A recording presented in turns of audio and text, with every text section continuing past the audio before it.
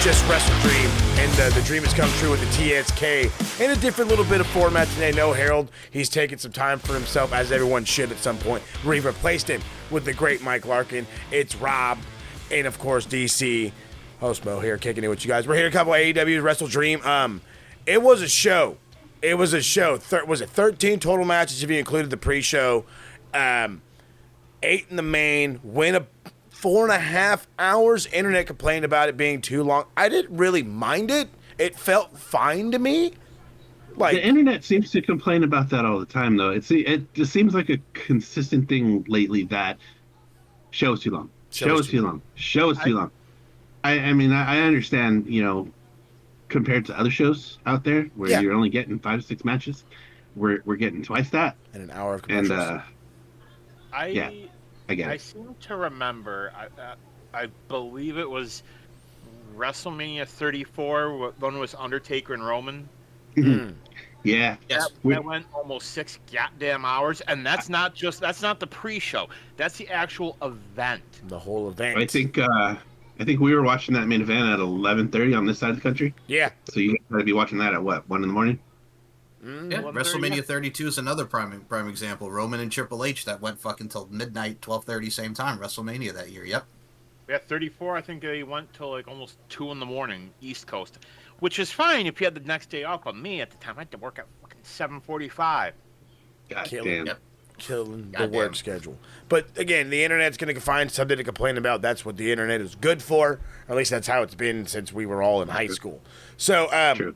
TK has to be listening, or somebody associated with TK has been listening, because we always say that we don't go through the pre-show. He said, well, fuck you. You got to watch part of the pre-show when this show happens, because the pyro's going off. I thought I was watching Nitro, because there's pyro going off, and there's this massive entrance, and there's a fucking match happening. I was like, this is 1998. What's going on here? And then I hear Tony Schiavone, which did not make it any better. It didn't make it any better. I literally thought I was living the Nitro dream. But no, FTR and Jet Speed were still doing their match. I don't know why it took so fucking long, why they refused to quit. But hey, I mean, it was entertaining for the extra 8 minutes or so that we got out of it. So I'll take it. I really don't give a shit about the result. FTR wins. There you go. But our opener, the one opener that we were most paying attention to, was Tekla taking on Jamie Hayter in just a random singles match where everyone was banned from ringside. Because every time these two would interact, all of a sudden, it would turn into everybody else jumping into it. So they get their one-on-one, and as nice as I want to be to Thekla, I have not seen much good out of her. I see where her level can be, where it could be. I hear great things. I have seen nobody push her to the limit. Insert Jamie Hayter, pushes her to a limit. Quality opener, quality match. It was not a momentum killer for Thekla, even though she took the L, but definitely a builder for Jamie Hayter. The question is for what, though? I think they had to come back because, when Tekla debuted, Jamie Hayter was her target, and, Jamie Hayter got hurt, like Jamie Hayter does. Yep. And so they had to come back and kind of solve that. I think over, if you watch the Deep Into the Heart of Wrestling show, Mike very thoroughly goes through that and explains how we got there. It's all over the TikToks too, by the way. In his hands because he's ready to explain how we got there. Would you like me to explain how we got there? Let's ride. Explain how we got there, Michael Larkin. Keep pop number 1, Larkin. So you see, about 5 months ago, Thekla debuted, and then she beat up Jamie Hayter. Then Jamie Hayter got hurt. Then Queen Aminata, Willow Nightingale, and Harley Cameron, everybody got involved because, hell, we know Harley Cameron gets along with everybody. So we had a cornucopia, a mixture, a smorgasbord, if you will, of all these women intertwining with each other on both Dynamite and Collision, respectively. Then Jamie Hayter wanted to go for the women's title. I never lost that women's title. Thekla wanted to go for the women's title. I want that women's championship. Tony Storm said, hey, I'll take you, Chris Statlander, and everybody on. Then Chris Statlander won the title. And then Jamie Hayter's like, oh, remember 5 months ago when you beat me? Yeah, okay, fine. Let's have a one-on-one match. WrestleDream, go. So that's where we got with the Jamie Hayter Thekla match. You are now the professor. That was the most Ace Ventura example I've ever heard in my whole life, and I loved it. I loved it. So now we understand how we got there. Where do we go from here? Exactly. So I mean, personally, I wouldn't mind some more Tekla and Queen Aminata. Yes. Those two had a pretty decent showing. Queen Aminata beat the brakes off Tekla, though. Another one underrated and getting less and less television time. Gotta give her some more love. TK? Yeah. TK, what are we doing here, dude? Queen Aminata for somebody that nobody knew about 2 years ago. Look at where she's at now. That's one thing I can I don't know who's working with these ladies. It's got to be Brian. It has to be Brian. Because I don't understand the level of how they've gotten so good all of a sudden from where they were. But again, we don't know because she's not on the television. Because Get her on television. Mercedes. Just gonna leave that. That's a conversation for deeper in the show. Oh, trust me, we'll get there. So we'll move on from that. Jamie Hayter. I want to say we could push Jamie Hayter maybe towards TBS Championship. We know that there's the inevitability going on with the AEW Women's Champion and certain numerous title holder that we won't name currently. And I'm sure, attaboy. And I'm sure we're gonna get some kind of fucking tournament, and maybe Jamie's on top of that. I just for right now, I don't want to say it felt like a throwaway. We really didn't need it. I'm glad that we got it out of our system. It was a good match to start the show, though. Yeah. It was solid. I mean, they're setting up the women's blood and guts next month. There you go. She's going to be in with the Triangle Madness and all them. So, I mean, hey, it was fine. There we go. All right. I don't know. Go ahead, dude. Add to this real quick, if I may. Please. The one thing, and I'll say this, AEW has off and on lacked and struggled with is clear direction for their women's division. Boy, howdy. Women's division and tag division, I'll say. Oh, yeah. Them to a lesser extent. Yeah, tag division has been no cakewalk either. And at one point, they were the dominant in both. But again, they fell off, and there's only one person to blame. We'll blame him a whole bunch throughout the show. But to get on to the next one, I don't know. And I've been having this debate because I went back and I tried to rewatch part of the shows, at least definitely highlights of most of them. And I don't know if I like this one more or the other tag match more. But Jurassic Express versus the Young Bucks was absolute quality. You could have made this one the opener, and it could have probably been on a little bit higher of a level, but regardless, it was really good. Jack Perry is very much a tweener. He is the fucking middle guy. He's going to kind of be a dickhead. He's going to kind of play to the crowd. He's still kind of jungle man, but I'm still kind of the fucking scapegoat. And then there's Luchasaurus, who is made for the children. And I say that in the nicest way because, like, he's just a full-on babyface now. There is no in-between for him. He's not, I'm kind of mean, no. He's on a full-on face. Here I go, baby. I'm again, that's why I say I'm for the kids. And yes, my man's was getting a pop. He was, They were getting Luchasaurus. He was getting a pop. He got a hot tag. This is maybe the best I've seen Luchasaurus since the whole kill switch nonsense with Christian Cage and all the whatever, like... This is the best I've seen him, and I need more of it to continue like that. I mean, if it makes freaking Rob's Kramer go crazy, then, hey, it's got to work for everybody. No, because I want Anthony to look directly into my eyes. Eyeballs. Manufacture Luchasaurus mask. Yeah, for real. This was a missed opportunity 6 years ago. Do it. Do it now. Like, that's... Do it. We talk about all the merch you could have. Talk about a top seller. Exactly. And you know what? You could even go the WWE route, how they have like 15 fucking different masks for one person, or like you might have the same Cena shirt but different colors. How's that Pentamas, DC? Oh, it's choice. Is it? Good. Oh, it's her choice. Good. Whoever WWE is paying to make them. But Luchasaurus, you could have the green one, the black mask, the red, and charge like easily $100 for like. You could charge in a little bit more for like a deluxe version. Yeah, you can have a cheaper and a better version for sure. Absolutely could. And they would sell out, guarantee. For the kids. Mm-hmm. Look on clips of Penta since that mask has been out. Look how many people in the arenas you see wearing that mask.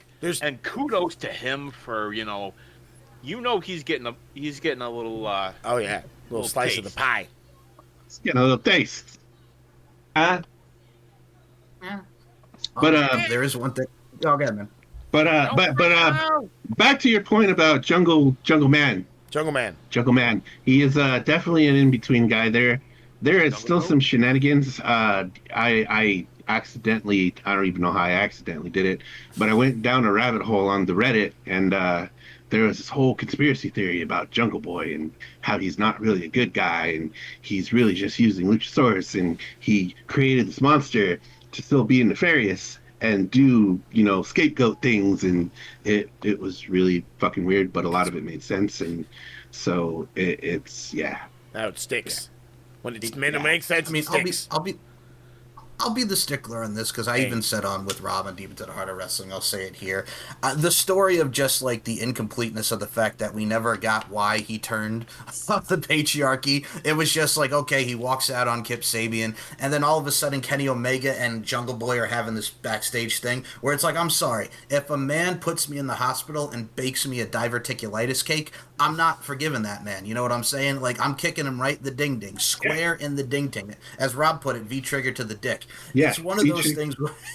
to the dick. It's one of those things where I like this match. I like the fact that they got the win over the Young Bucks to further the fact that, they're the broke bucks, if you will. They're a couple brokies, if you will. That goes with the VP status trying to get up there and get to the pay window.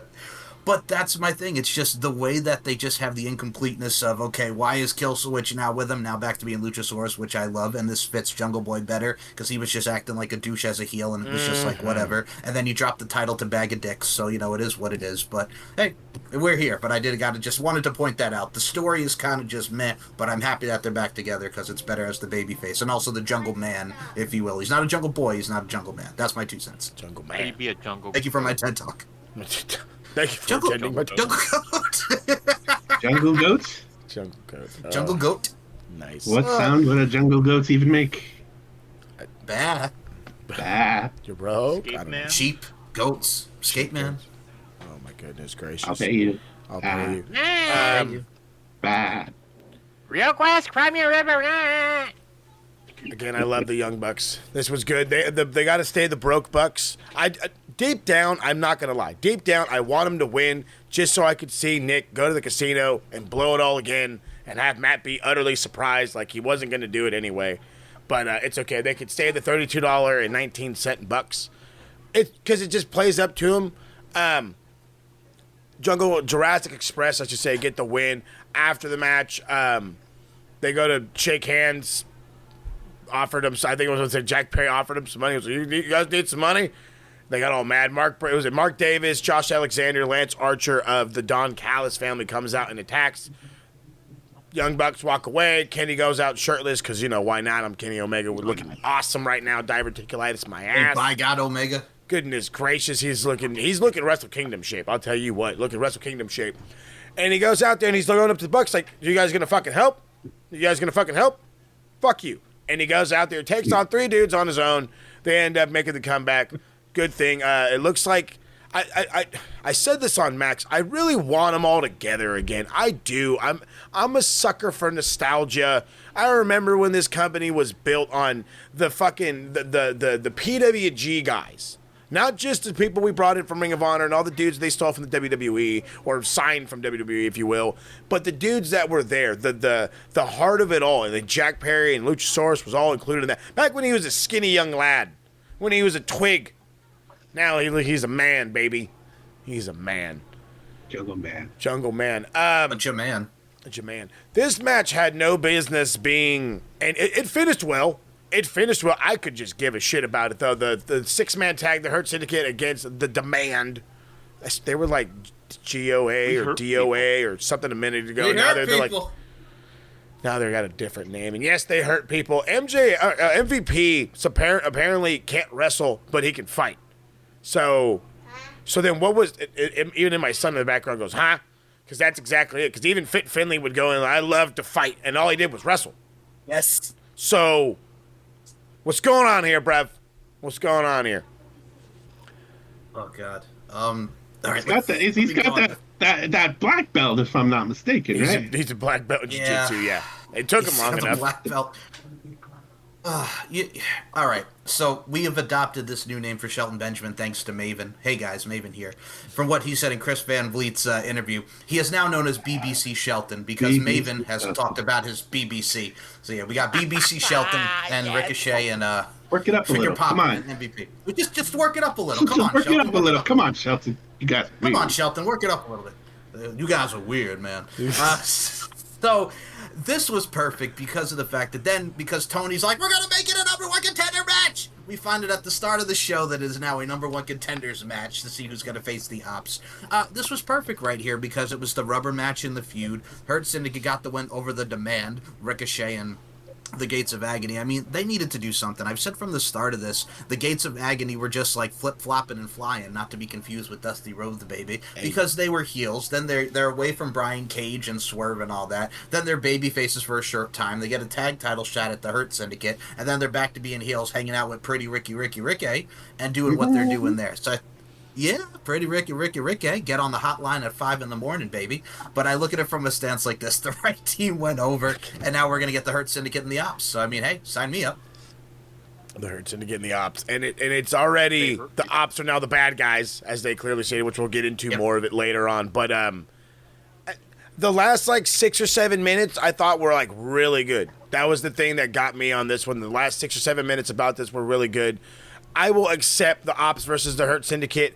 The Demand is a good little faction or whatever have you. I just don't know what more you can really do with them. Are we trying to build a true trios division? Because I could definitely see them winning the belts at some point. But you got to do something with the Hurt Syndicate. They lost the tag titles. You don't want to put them back in the tag title zone, I guess. So you might as well make MVP a champ since he just likes to fight.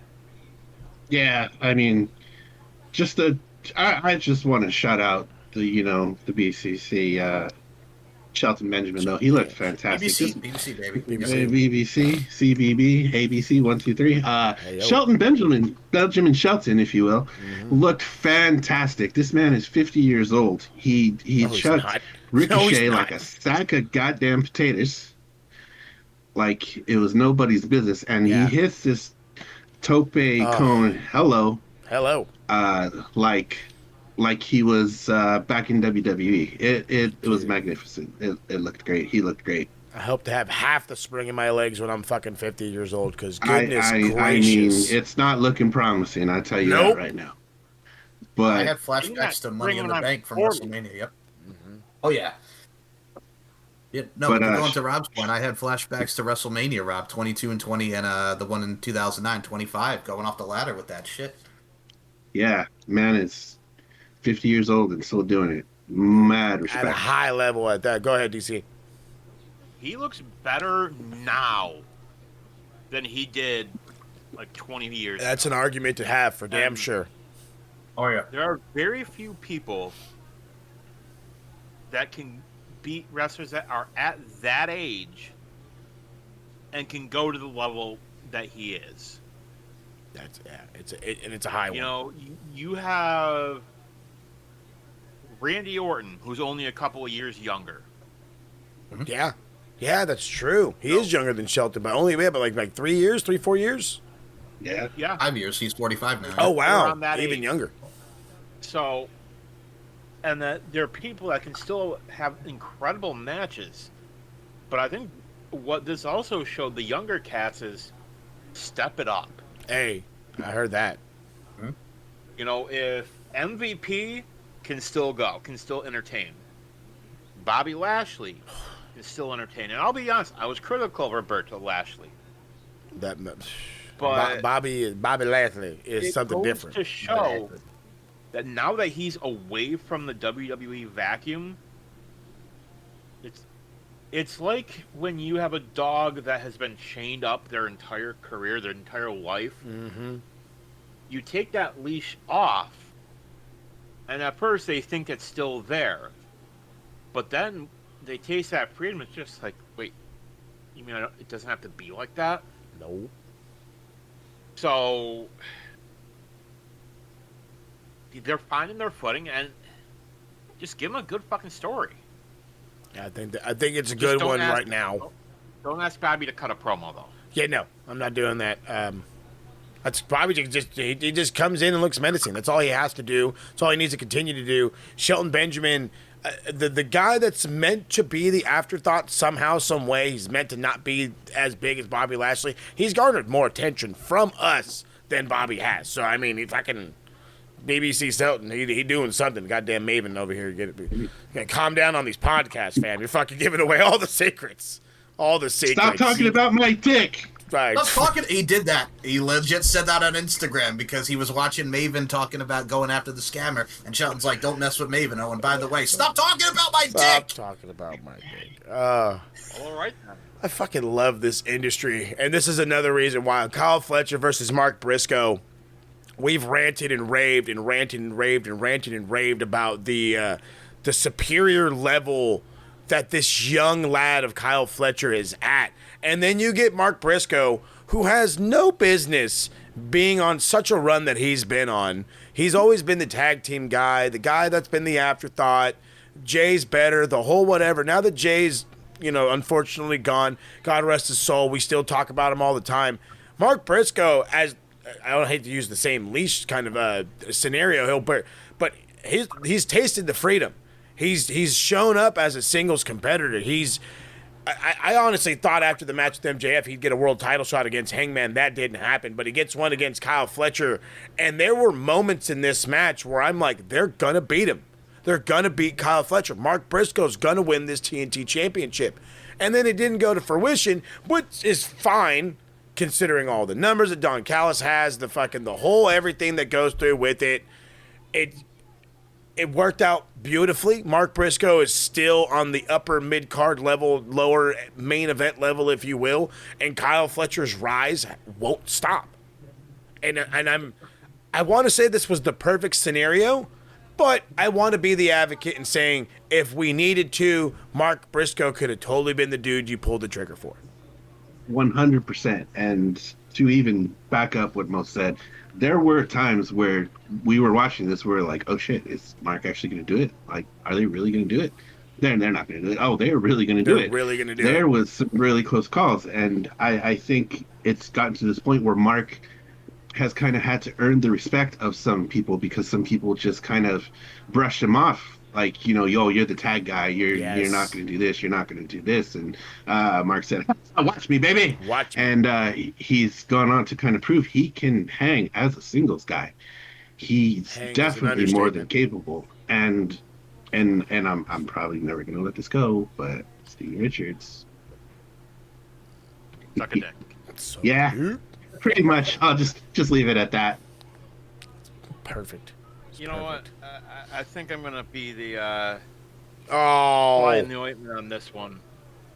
I'll join you after. Go ahead. Okay.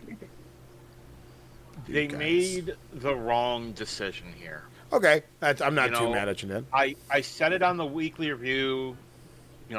Mike's gonna put links to description. Sheep Hop number 2, by the way. Yes. And I said it here. I said it to Rob in private chatting. Mark is highly underrated, and it's beyond tragic that it took Jay passing away for professional wrestling to see this. I've known Mark's had it for years, and I'm glad to see it. I think with Don Callis there, you could have had some fuckery going on, and that's how Mark wins the title by accident. Like, have Callis hit him, but you opted not to go that route, and I think that would have been a good time to move Fletcher up the main. I'm waiting for that move, so I'm right there with you on that. So to go off Daniel's point, I concur with him on that. I think Mark should have won. I enjoyed the match, and I know they've had multiple matches before where they've always got their shine, but I look at it like this, man. Kenny Omega got brainbuster by this man through a table. Now, you could argue that this could have been the match for the TNT title. It should have been with Kyle and Omega, but I look at it like this. If Mark Briscoe was to beat him and Kyle was to drop the title and you move him up to the main, who's one of the biggest wins he could get as he goes back towards the world title front, that being Kenny Omega, because it doesn't hurt Kenny and it elevates Kyle. I mean, there's more Continental Classics to come. So, I mean, there's many different ways and layers to keep upping up Kyle Fletcher, but I think that big win is definitely going to come when he beats Omega. So, I mean, there's many different ways. It could be for the TNT title, or it could not be, but either way, I definitely see him moving up the echelon with a Kenny Omega feud after this. That is... But let me ask you this, Mike. Is there anybody in AEW that Kyle Fletcher can learn anything from? Oh my goodness gracious. So I said this to Rob and I'll say this to you guys. I understood where Stevie Richards was coming from, but I've always hated, and I understand WWE, the Performance Center. I think that's wonderful. It's great. Absolutely. I agree wholeheartedly of them being the number one. But it's like, there's not like you can't learn from anybody in TNA. There's nobody that you can't learn from a Ring of Honor or the Indies. With professional wrestling, you never stop learning. That's the one thing that's a valuable lesson in life, not just in wrestling, but you never stop learning. And with there, you have people like a Jerry Lynn, you got Malenko, you got Dustin Rhodes, you got Bryan Danielson. You have all these people that they can learn from, but it's up to Kyle to listen to the pearls of wisdom that they give upon him. So, I mean, hey, there's still people to learn from in AEW. Stevie Richards, I'll show you, you see. Fucker. Stevie Richards blows my mind. I would bet you that Kyle Fletcher has probably made more money than Stevie Richards in just the past few years than Stevie did in his entire career. That's almost the first. That's almost you a guarantee. Look at the two guys. Look at Stevie Richards in his prime. Lower mid card at best. He was a shtick guy. It's all about the shtick. Now Fletcher, he's someone he could do both. Honestly, he could do 100%. the shtick. You know, if he chose to. Or he looks like a guy who honestly could be the next Randy Orton. Has that type of aura. I love that comparison because it's not a knock. You like Randy Orton is one, if not the most technically sound wrestlers the WWE has to offer. And again, this guy, if you look at the way his dad wrestled, it wasn't technical. So where he learned this fucking how to fucking go is on another level. When you pass your Hall of Fame dad, that tells you something. That's got to say something. So Randy Orton is a different echelon of stature. And yeah, for a Kyle Fletcher's 24. Yeah, he's about that, yeah. Not even close to 30 years old. And again, if we're already talking about him at going up to this level when he's 30, he could easily surpass it. Easily. Kyle Fletcher is 26, by the way. Oh my God. See? Well, here's the thing. I'll even go into your comparison, like what Daniel made and like you, Mo. I compare it to like this. Look at Randy Orton 2003-04. That's where Kyle's at. He's like when Randy beat Rob Van Dam for the Intercontinental title. When he's going up against Cactus in the hardcore match at Backlash. We're slowly getting that rise. He's like in his 03-04 Randy Orton stage right now. The evolution. Now, just don't rush to get to the world title run. But no, exactly. Don't rush it, but we need to start setting it up. It needs to start being set up. 2009 Kyle Fletcher, baby. Let's go. Let's go. Oh, the voices. The best. Voices. The Randy Orton 2009 Kyle Fletcher. Kyle Fletcher was probably like 3 or 4 years old at the time. Yeah. Him was a kid. He was a kid. I mean, if you see Kyle Fletcher bald one day and attempting to murder somebody, you know it's over. And he's got IED, the intermittent explosive disorder. Then you know. It's on. It's on. Kyle Fletcher retains the TNT Championship. Conglomeration helped Mark Briscoe out of the ring. It's all good stuff. Then we get to Chris Statlander versus Toni Storm for the AEW Women's Championship. Somebody on the internet complained that there was too much wrestling. And I'm like, hold on, wait a minute, what? And their argument was, well, look at all the matches. It went from wrestling match to wrestling match to wrestling match to wrestling match. And then I very easily pointed out, hey, what's the W in AEW stand for? Well, that's not the point, but you can have like a hardcore match or something. We got one at the end. Yeah, but you could have no, you couldn't have. It needs to be the main event. Like this, I hate to break it to you. Baby. I hate to break it to you people, but when you watch a wrestling show, you're gonna get some of the grapples. It's kind of part of the territory. It's kind of part of the territory. Wrestling on a wrestling show. Who would have thought? Hey, right. What are you telling me? I'm loving these like video packages from Toni Storm. I don't know if she's like Dick Tracy or like Carmen Sandiego, but it's like all like old black and white movies and shit, and it hits on a different level. It's like the ghost of Toni Storm. She comes out, she's got her face painted white, and she's trying to get back into the whole I could be the champion, I could beat Chris Statlander. But what we got was Toni starting hot and Chris Statlander absolutely dominating, which I think was necessary. I 100% think was necessary. The rumor was, or not the rumor, the talk was that Chris Statlander, it was a fluke win. Oh, you shouldn't have won. Oh, it's just an opportunity to go back and forth. No, she's for real. She's for real. She came in, she beat Toni Storm handily. It looked good. It was a quality women's world championship match. The aftermath, however, is what kind of gets me, but I want to stay with the positive before we get into the negative. And the positive is, whether it is short-lived or not, Chris Statlander is going to be a really good AEW Women's Champion. 100%. I'll be honest. When Chris won the title, I was one of few. Actually, there are probably many of us that kind of went, "Why?" Yeah, a little bit. Fuck? Why? But as things kind of played out, you kind of understood why, and it's definitely working. They had a really great match last night. I mean, props to Tony for making Chris look as good as she did. Yes. And yes. And it's not that Chris really needed it, because both of these ladies are absolutely sound wrestlers in the ring. They told a great story, and I'm curious to see where they go from here. It's going to be good. And what I wanted to say when you were comparing Tony to Dick Tracy is, Tony's just all dick, baby. All dick. Hey. All dick. I love her. To go off of Rob's point, I mean, as the Long Islander on this show, I mean, seeing her come from Creator Pro Wrestling, where she was trained by Brian Myers, a.k.a. Kurt Hawkins. And everything that we got to see there. Yes. She's just worked her butt off, man. I mean, from the start of AEW, the alien character, to where she is now. I mean, hell, we even had a nod to WCW, DDP, and Scott Hall when she gave Moxley the finger and then dropped Wheeler Yuta, a la, the bang in the crowd like DDP, but throwing up the birds, so to speak. So, I mean, we had the turn not going with the Death Riders and focusing on this women's championship. I mean, she's worked her butt off, rightfully so. And now we have more Tony of getting into the chase, because she can't live without that title, so to speak. So I thought it set it up very nicely, and those two have great chemistry. But then we'll get to the fuckery in about 2 seconds. But yeah, man, I had to go off Rob's point. Two great sound wrestlers, and damn it, looking good, mighty fine, like an Outcast track in 03. Roses really smell like poo woo woo. I enjoyed it, man. Love it. D, what you got for me? People need to start showing Statlander some goddamn respect. Mm-hmm. Girls, highly underrated, and hopefully this reign doesn't go the way I think it's going to. Oh, but it is. And I hate to say I called it, but I called it. When you call your shot and you make it, you still brag about calling your shot, whether they like it or not. Yeah.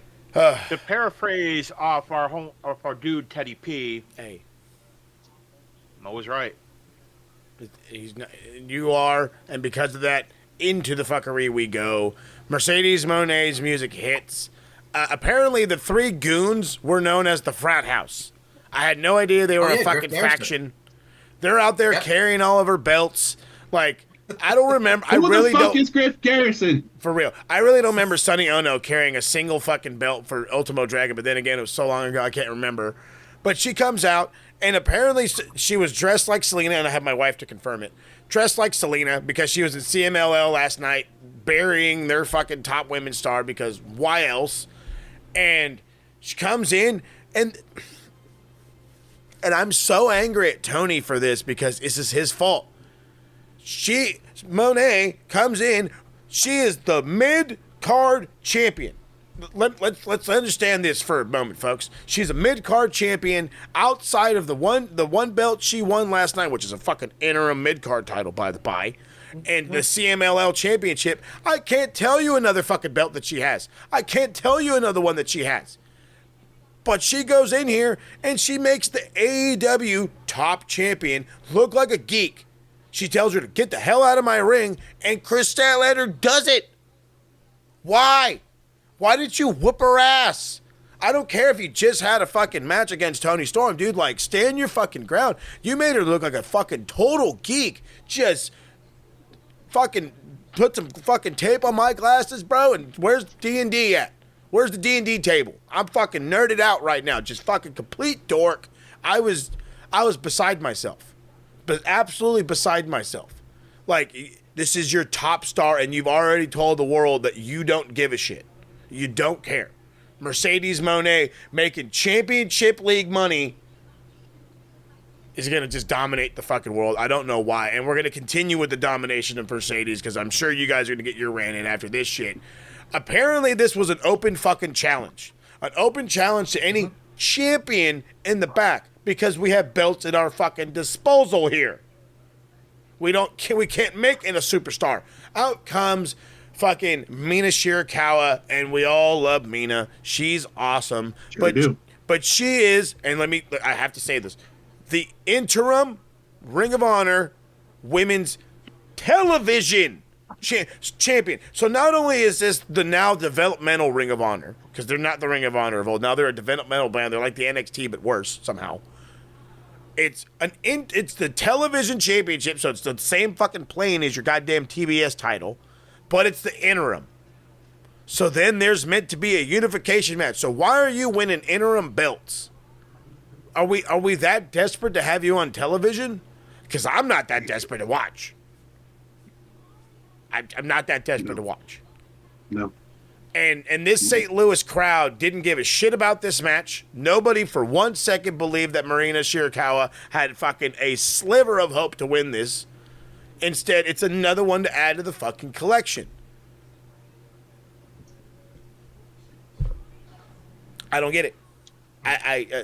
There's an old saying that they used to say way back in the day, and I love the Fonz, and yes, it's a nod to Happy Days. When you peak, you jump the shark. Because that was the peak of Happy Days. You jump the shark. You can't get no better than this. They jumped the shark 5 months ago. 5 months ago. I already know where the shark's going to be. I already know you're going to make the jump. I already know you souped up the fucking jet ski. What are we doing here?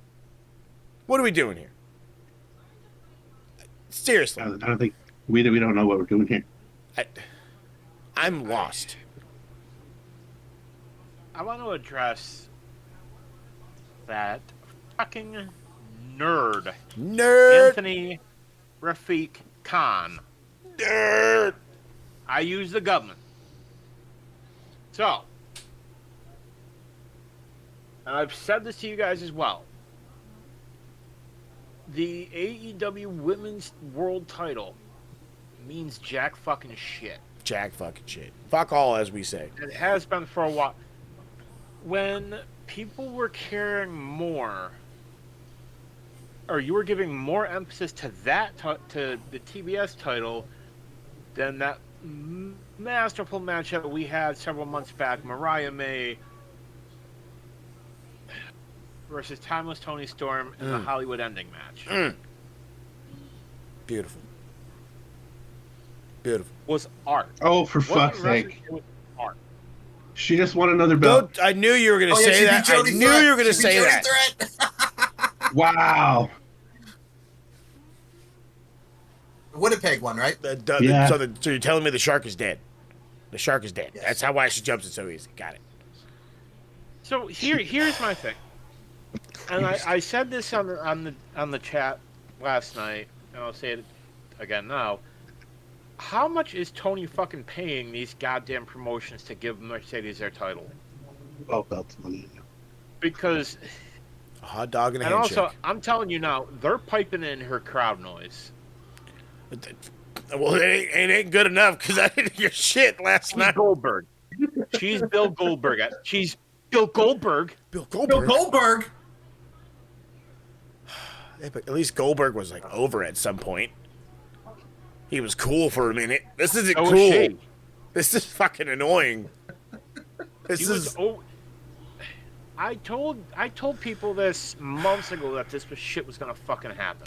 But to this extent, yes.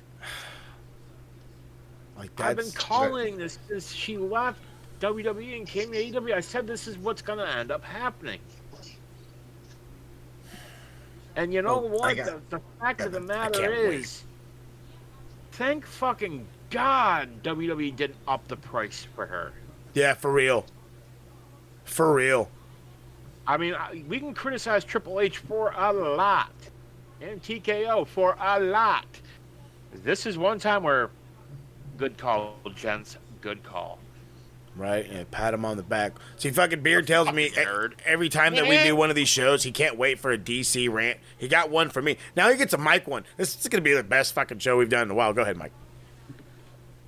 Well, first and foremost, cut you off, Mike, real quick. Oh. You know, Yeah. what Ruining it. I'm seeing now. I'm seeing Beard, that classic meme of Vince McMahon with Stacy Keibler. You know the one.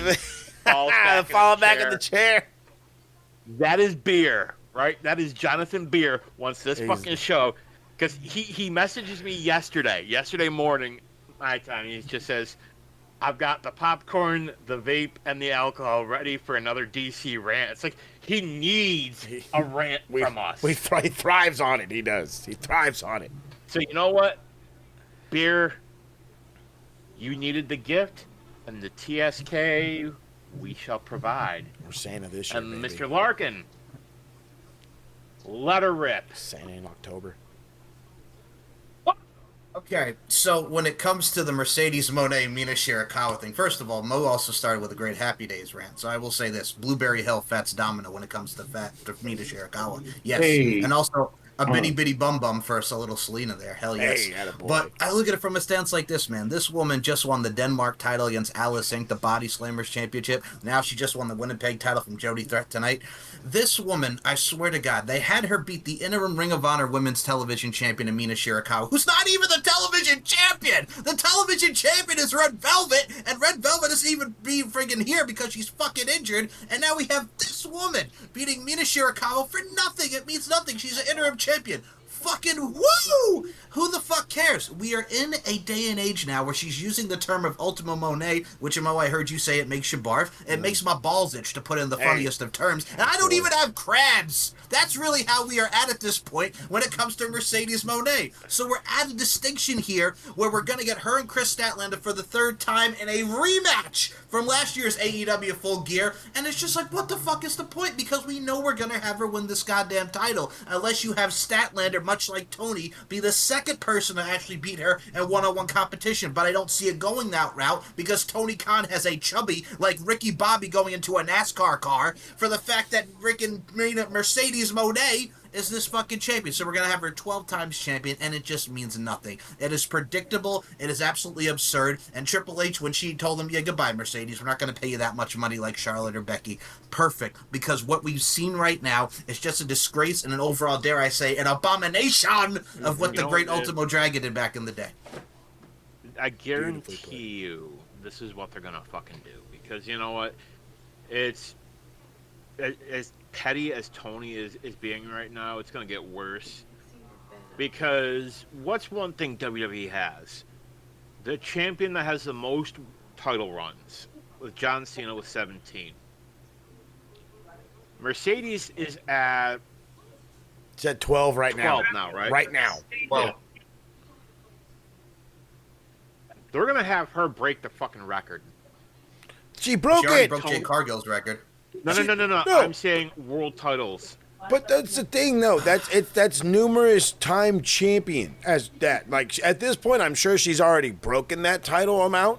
If you really consider all these fucking random places their world championship, which you're not supposed to, Yeah, because if that was the case, if that was the case, then the fucking number's 26, brother. Then the number's 26 because you got to think about all the fucking times Ric Flair would win the belt on a house show and lose it to Harley Race the next day, or he'd win the IWGP fucking World Global Championship bullshit that they made up for a tournament, or this or that. If we're gonna do it like that, do it the right way. Go to fucking 30 and just let me just fucking go blow my brains out with your stupidity. But no, I'm 100%. I think they'd be stupid enough to do it. But something tells me 13's the number. 13 is letter M is the 13th number in the alphabet. She's Mercedes Monet, the Triple M. Fuck it. I can already see all the stupid nicknames he's gonna come up with. There's a shit ton of them. Fuck. I mean, to add to the point, I mean, it's also the fact that you got the friggin' the fraternity there, the frat house, whatever the fuck This they're fucking called now, guy's have already friggin' irked me. 2 paydays in one night because they wrestled Eddie Kingston and Hook on the pre-show, Who and the now they're fuck is out there Griff with Garrison? fucking Mercedes.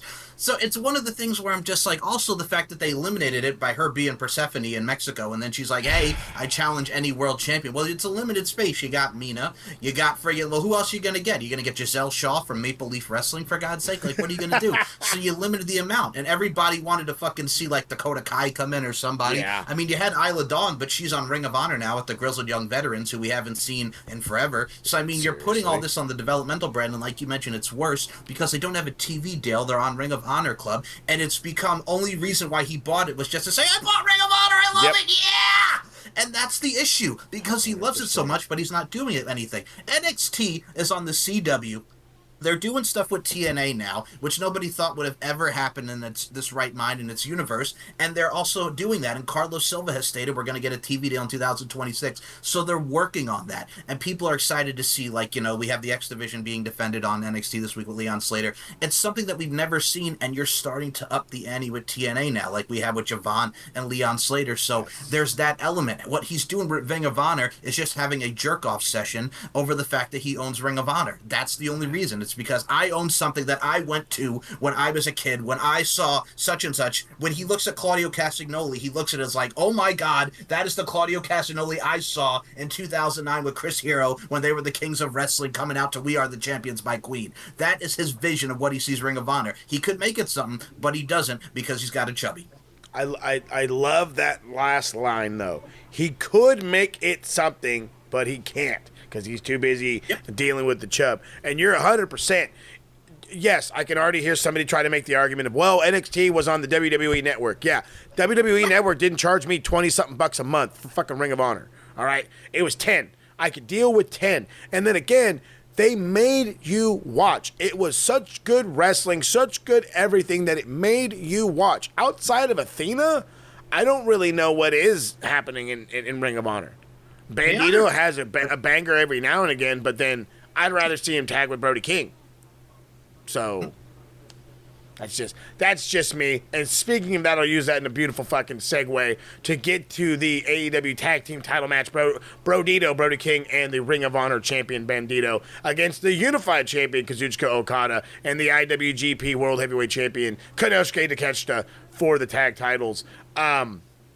The breakup was here. Like, we know it's coming.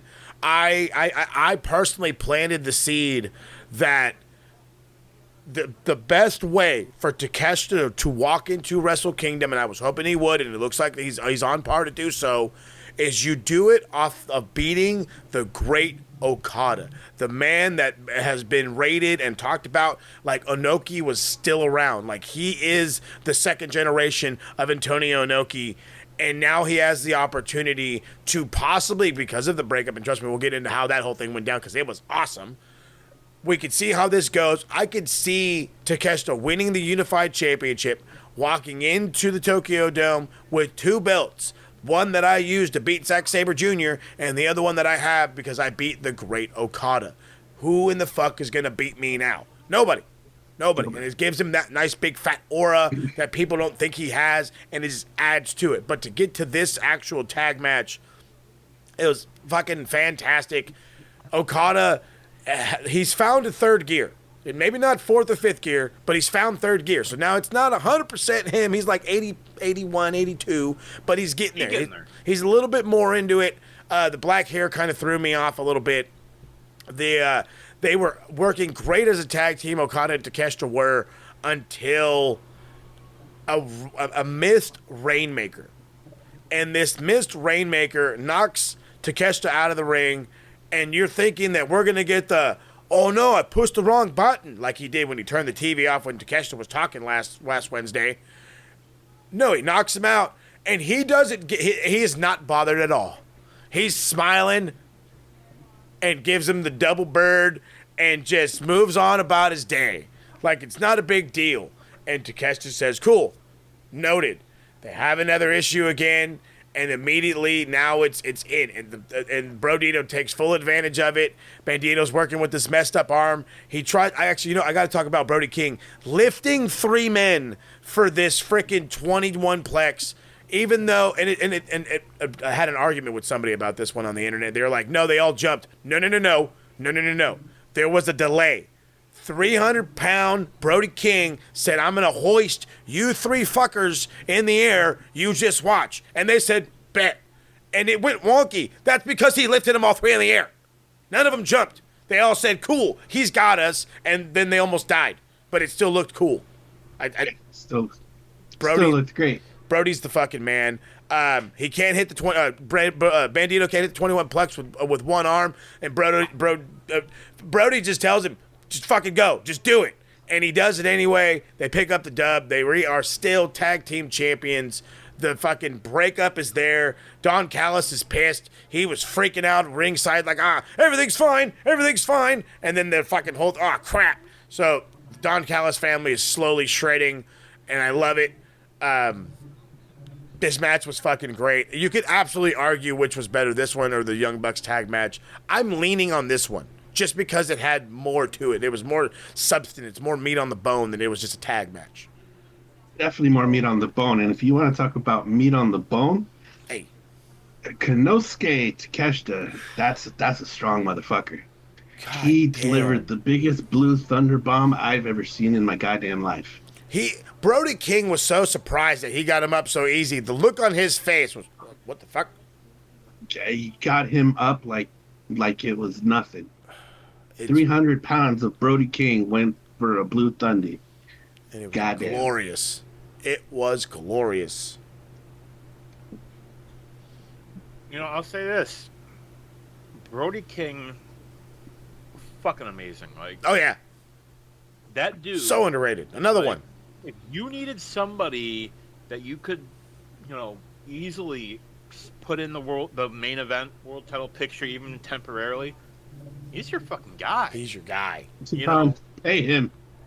All the bread. He can do the dark side, that stuff. He can do that, but he can also do the light stuff.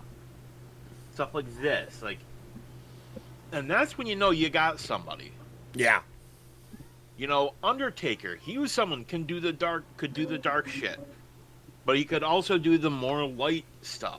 What? Man, they need to go on the dance. But think about it. Yeah. Brody King is someone that I could easily see as an AEW World Champion. But I pray to God that you do not, keep the titles out on him and Bandito for a while. And to WWE, this is how you book male Japanese talent. Mm-hmm. I mean, I've been so impressed with Takeshita ever since the heel run, the face run. He just has it, and with him being the new IWGP World's Heavyweight Champion. I mean, even to go on to the Brody King side of things, I mean, he's kind of come away with it ever since the House of Black has, deciphered, so to speak. We're looking to see what happens when Buddy comes back. But, I mean, Julia's over here doing the Triangle Madness, which, okay, it just kind of came out of nowhere. Much like this with Brodito, but ever since they've linked up, Brodito's amazing, Brody King is, they have that chemistry, and I think they definitely deserve a nice little lengthy run with the World Tag Team Championship. So, I mean, I think all in all, it's a chef's kiss. Mm-hmm. I love that. A chef's kiss for damn sure. Quality match, quality storytelling, quality everything. Yeah, stick with Brodito for, I don't want to say for as long as you can, but until you find a truly worthy opponent, and I just don't see not one. The Young Bucks. It's gonna be the fucking Young Bucks. I can almost guarantee it, but hopefully at least it'll be in 2026. Hopefully not anytime fucking soon. I had to rewatch this one. I'm not going to lie. The first time I watched it, I was underwhelmed. When I rewatched it, I understood it. Hangman Adam Page, Samoa Joe, AEW Men's World Championship match. I'm mad at you for giving me my belt. Let's have a fight. That's pretty much all I ever got out of that one whole thing right there. So these guys go in there, and they beat the shit. They after a missed moonsault that fucking Samoa Joe sold so damn well. He's been in Hollywood too long for this shit. But it didn't work like that. Sells it even though he didn't get touched. And then they start beating the dog shit out of each other. Kind of felt like Joe circa 2005 in Ring of Honor days where he was just a menace and would just absolutely beat the bricks off of you. But there's one guy that's hard to go toe-to-toe with, and that's Hangman Adam Page. He'll go toe-to-toe with anybody. And that's just kind of what it is. We got to, come on, fucker. Good old-fashioned, like, the New Japan days back when you used to hear all the guys swearing after every shot. God, bring that back, please. It gave it so much fun. Do it in AEW, for crying out loud. But I enjoyed this match. Right? It was very hard-hitting. There was, like, 3 buckshots. The Deadeye almost killed Joe. Like, he landed funny, or Joe was too low or something like that, but it looked like Joe almost died. I panicked for a little bit, but then we were all right. 3 dead eyes because Samoa Joe's a beast, I guess, whatever. Hangman wins, and I'm kind of like, all right. I mean, sure, it was fun. WrestleDream, whatever. And then you got the feeling that Joe was going to turn. Just the inkling, and sure shit, they turned, and now, and I've been battling this fucking thought. Like, I was trying to coach baseball this morning, and I was battling this thought, like, are they really going to do fucking Samoa Joe and Hangman Adam Page again? And so now I have the beautiful opportunity to ask you gentlemen that fucking question. Are we in any rush to leave this feud after this? Hey, Mike, how did we get here? Okay, hold on. No, I want to buckle in for this one because the last one was great. Okay. Here we go. How do we get here? How did we get here? Hey, Samoa Joe, I know Shibata's out right now. Can I join the ops and then we have a miscommunication during the tag match? Oh shit, he dropped my belt. Remember, I beat you. Don't you know that I beat you? You know, I need to find myself again because I don't know where I was. I lost myself. You're a fucking badass. You're a part of the ops. You're a fucking trios champion. You're Samoa fucking Joe, the Samoan submission machine. What the fuck do you mean you don't know who the fuck you are? Oh, remember that time last year when Hangman Adam Page and Samoa Joe and Swerve Strickland, they had the triple threat match at Revolution, which was overshadowed by Sting's fucking retirement match. So we went off of that, and they all really compressed into a 2-week feud. And I gotta say, the match was great. It was absolutely fine the way it was. Do I want to see it continue? It was a nice little transition from the heel turn, because, you know, Samoa Joe, like you mentioned back in 05, 06, one of the baddest mofos, that undefeated streak in TNA as the X Division champion, and then leading to the world champion in 2008. Even when he was Ring of Honor champion in 2004 and the pure champion, defeating Jay Lethal. It's one of those things where we're getting the edgier Samoa Joe back, but do I want to see this again? To be completely honest, not really, because this was just a stopgap. This was just a filler of just, we have nobody from Hangman Adam Page, so let's turn Samoa Joe heel, let's turn Shibata heel, Powerhouse Hobbs. It's just kind of there for me, so we'll see where it goes, but I'm in no rush to see a rematch. For me, it was just kind of like, oh, here it is, it's there. It's like, do you want to give her a go? This was our Lady Marmalade portion of the show. Getcha, ya, da, da, if you will, but I don't know. We'll see where it goes. You know what? I just kind of wait for the day when Mike is going on one of these rants and Mama Larkin or Papa Lark just comes in. It's like, what the fuck is going on in here?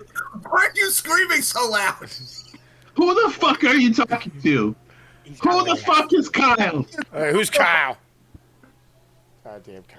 Oh, Lord. That was excellent, by the way. That was every bit of, like, my thought process of, like, so we did this to turn these guys heel, even though there's no reason for them to be heel other than Samoa Joe, who's the leader, who says, hey, we're bad guys now. And they're like, yeah.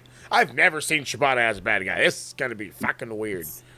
Weird. And that concerns me because I've never seen Shibata as a bad guy either, and I didn't think he had it in him, but there's something deep down that I think that man is kind of fucked in the head. Just a little bit. Not because he was literally fucked in the head.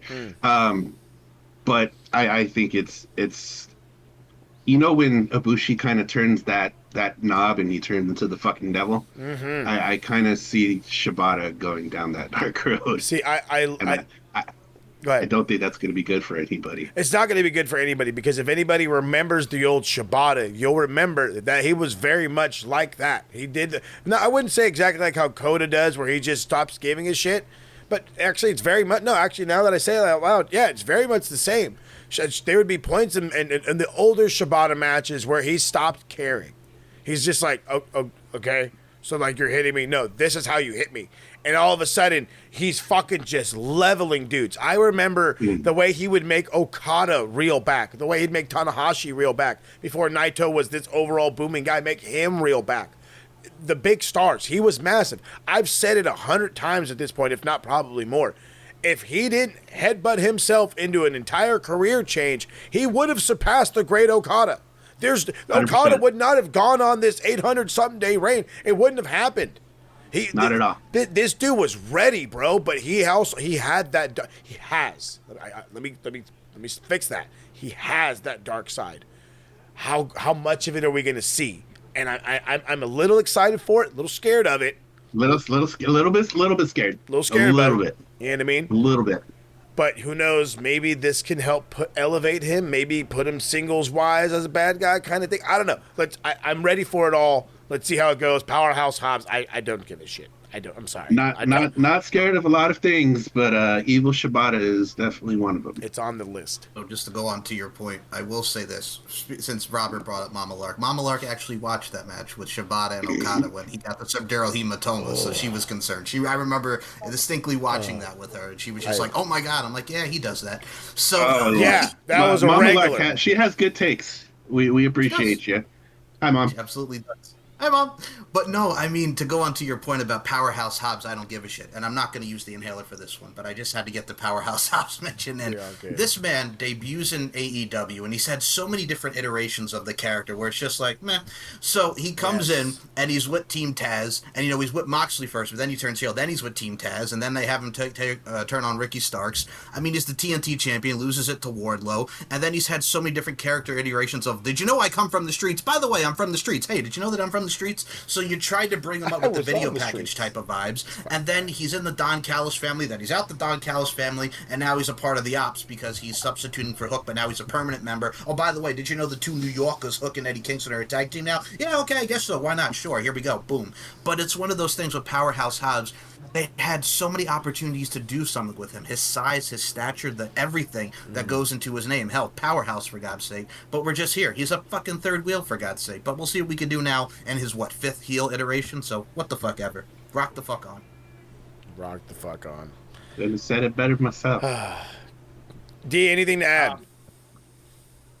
What Mike said. How do you follow that? You can't. That's the beauty. That's the beauty of it all. Like, that's the kind of thing, like, a boxer in a boxing match would get that and be like, should I just lay down? Right. Should I just lay it down? Deep into the heart of wrestling. If Tony had a grade for storytelling, he would get an I for incomplete. That's exactly what it fucking Jesus. That's a one-liner I could steal all day long. Mercedes is backstage talking about Chris Statlander and her ruining her historic night. It was like, bitch, you kicked her out of your ring? What the fuck? Like, stupid. It drove me fucking mad. And then, I guess we're going to get a match at Full Gear. Whatever. Tony Khan sets up the Hurt Syndicate and fucking Ops for trios.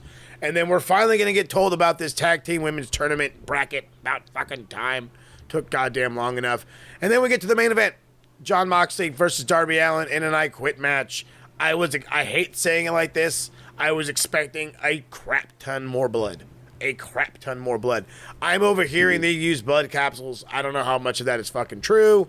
Probably is, though, considering their fucking last match, they bled like stuffed pigs. So God only knows. They're beating... So, one massive difference I noticed that WWE does as opposed to AEW and maybe even every other promotion at this point, there's no dude with a microphone like, hey, are you going to quit? So, no, they're screaming at the top of the lungs. Like, Darby Allin is yelling like, fuck no, like 4 or 5 times that he didn't want to quit. So that was one whole thing. We got the bamboo skewers, which I every time I see them, I immediately see them sticking out of Jon Moxley's head. Like, always. That's the first time. Every time I see him, it's the first image I see.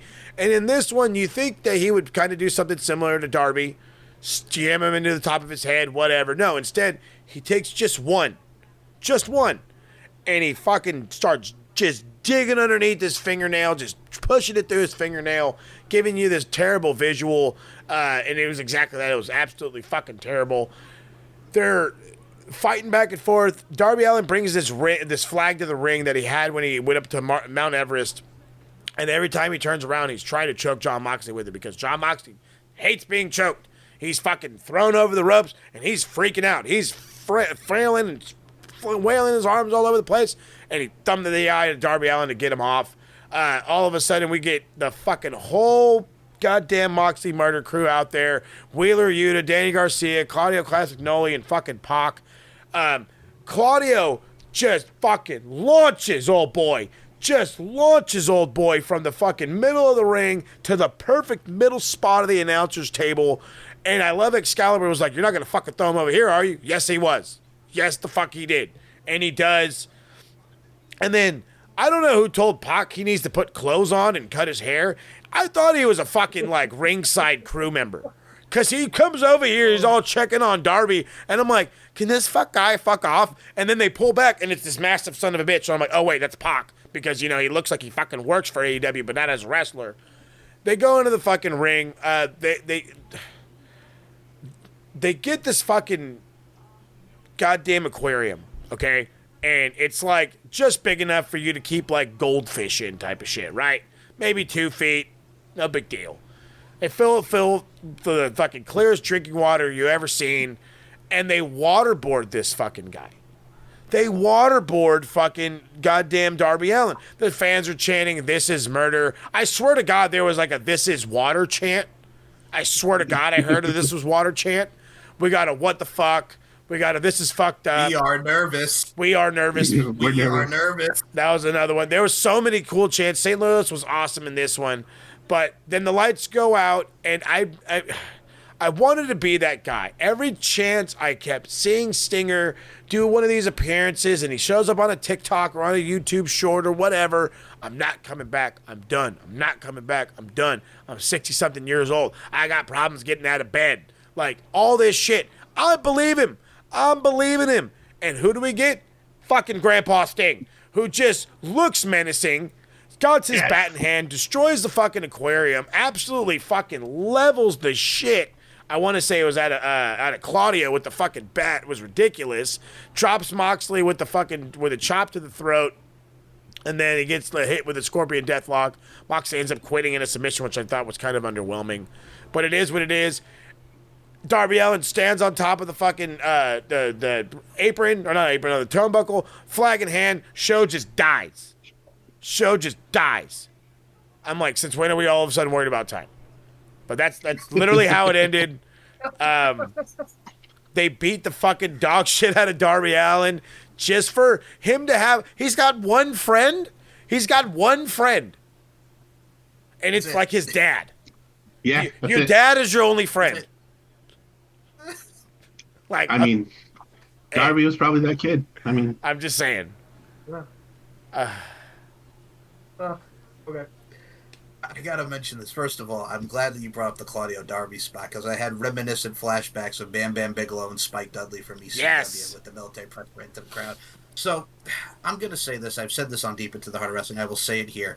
Bag of Dicks Garcia is not a thing. He will never be a thing. Stop trying to freaking push him as something. He's not. I'm sorry. Every time he speaks, he sounds like he's got a bag of dicks in his mouth. He can't cut a promo.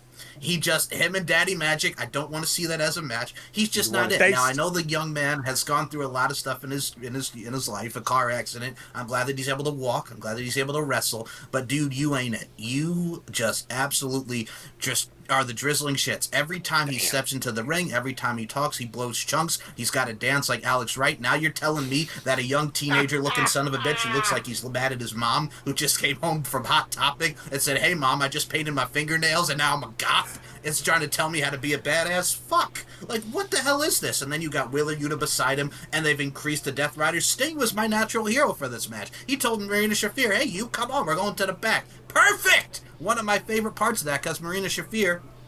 No. I even like Marina Shafir over Daniel Garcia. That's the point of how I'm that's Rider. bad. We're there. Okay, we're there.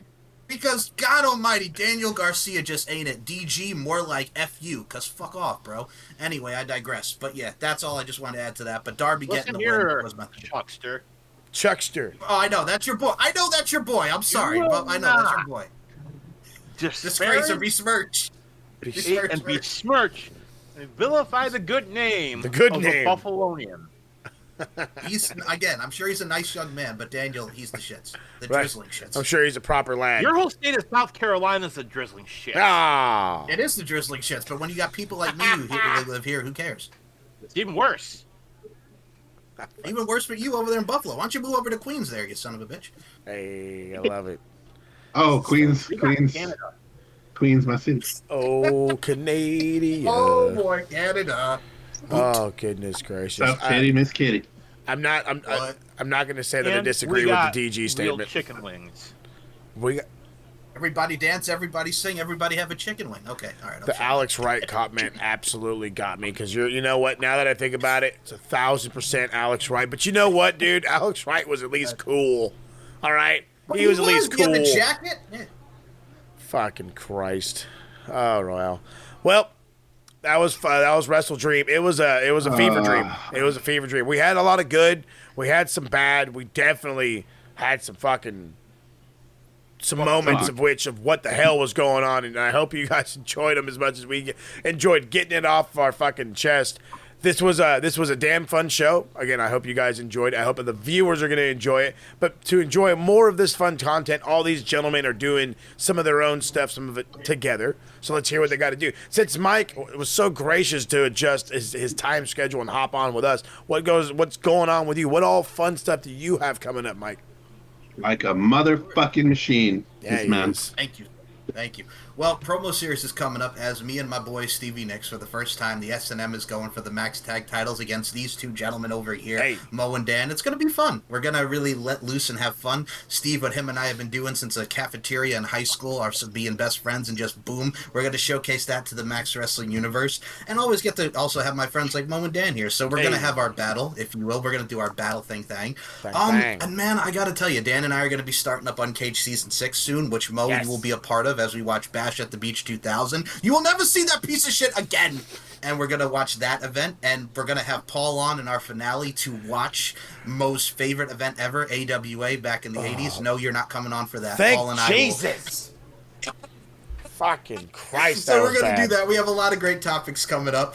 We got the weekly review, like Dan mentioned, with Paul Morales. We got a lot of stuff in the pipeline on that. Robert, Nicola, and I are doing Deep into the Heart of Wrestling. We actually will be predictions again this week coming up, as it is NXT Halloween Havoc on Saturday with the Hardy Boys against Dark State for the NXT tag titles. Pretty Ricky Saints versus Trick Williams for the NXT title. Tatum Paxley is getting that opportunity at JC Jane for the NXT Women's Championship. Oh, it's going to be a show.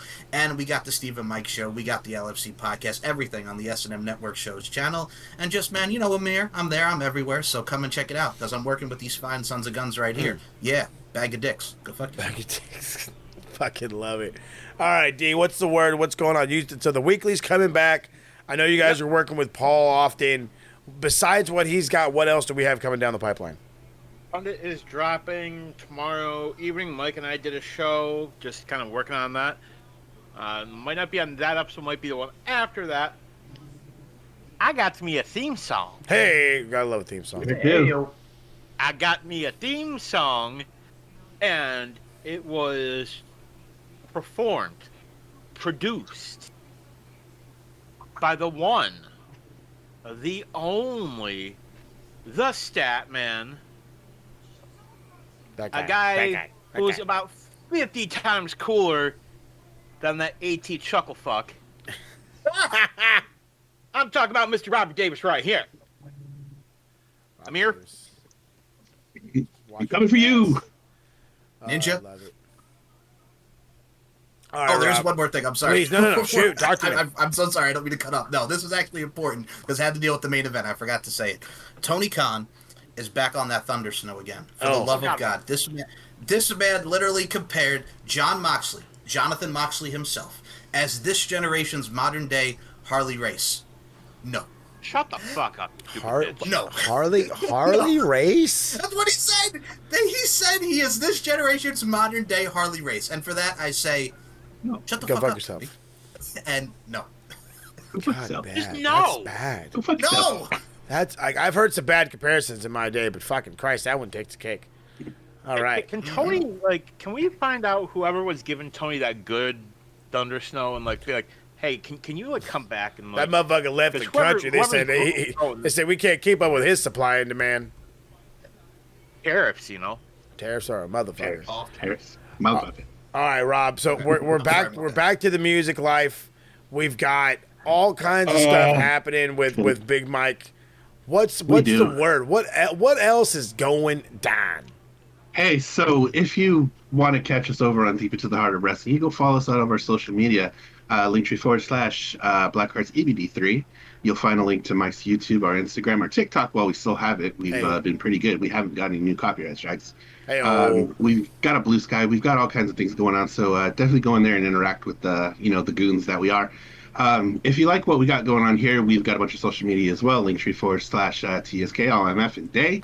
You can find that down in the description below. You can find our Facebook, Instagram, TikTok while we still have it, because who knows when we're not. Right. And just interact with us there. We love to hear what you think. We love to argue. I don't. Some of these other guys do, though. Hey. So definitely go argue with them. And go check us out there. So as Daniel Crimmins did mention, please go check out the new episode of the PileDriver Pundit. He's got a hot new theme song. He's actually got one of two choices, so hopefully he makes the right choice. But either choice is going to be the right choice because I wrote the music. So either way. Please do enjoy his episode. We do have some new music coming along. So I do have a side project that will be debuting soon. We'll leave the link in the description down below if you're into dark wave, ambient things of the non-metal nature. Go follow me. The name of the project is Ragaby. So that'll be down in the link below. A lot more music definitely coming under the way. Maybe we'll even get a new theme song here. Who knows? Hey. We'll see what happens. But if you want to follow me in things that I'm doing, you can follow me over at linktree.com/HeyI'mRob. Hey, he's Rob. And you know what? It might be time. We have had the same theme for quite a minute. We did have a little bit of change a little over a year ago, but it could be time for another format change because that's one thing Max does all the time. Big shout out to Daz. So again, that's one place you can catch me at each and every Thursday is on the Beautiful Max Wrestling. Without that, none of these gentlemen right here would be a part of the thing. Let's just say that. The TSK, the RWT, the whole shabiggity bang. There's so many people we could thank each and every week for, but if we did that, well, their heads would grow bigger than they already are. And one of them's a doctor. We can't make his head grow any bigger than it already is. So we're leaving it at that. But we are grateful that we're here. This was great. Thursdays for the Max Wrestling. TSK, all MF and Day comes at your way each and every time AEW or even WWE does a pay-per-view worth a damn. So you never know. We could be back your way here in a couple of weeks. So with that being said, we're going to leave y'all on that cliffhanger of when we return. But definitely check out these gentlemen's projects because there's a lot going on outside of the TSK. But until the next time we see y'all, too sweet to everybody, and we'll catch y'all around the bend. I'm talking about my dick! Yeah, heavy. The crowd's alive from the West Coast vibe, but true champions thrive. On this ride. TSK on the mic for the best in pride live. In the spotlight shining bright, watch us steal the show. Let that make rest debate. It's our moment, we won't hesitate.